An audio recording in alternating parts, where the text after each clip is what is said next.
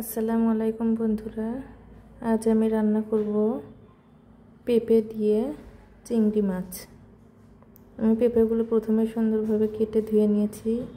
এই পাশে নিয়েছি কাঁচামরিচ, পেঁয়াজ ও চিংড়ি মাছের উপর বাটা মশলা, লবণ, হলুদ, মরিচ সব দিয়ে দিয়েছি। এখন রান্নাটা বসাবো। কড়াইয়ে আমি তেল দিয়ে দিচ্ছি।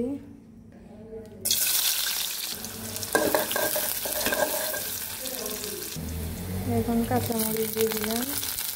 এখন দিয়ে দিব একটু জিরা,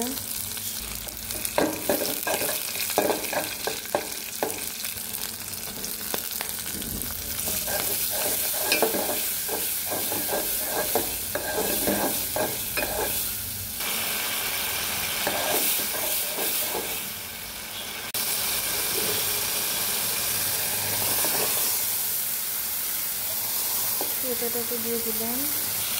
এখন ভালোভাবে নাড়িয়ে পেঁপে হওয়ার জন্য পানি দিয়ে দিব।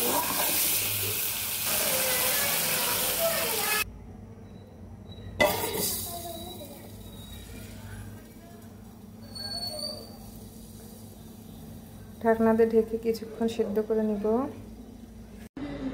এই দেখুন বন্ধুরা, আমার রান্নাটা হয়ে গিয়েছে। চিংড়ি মাছ দিয়ে পেঁপের তরকারি খেতে খুবই মজা লাগে। আপনারাও রান্না করে খেতে পারেন। সবাই ভালো থাকবেন, সুস্থ থাকবেন। আল্লাহ হাফেজ।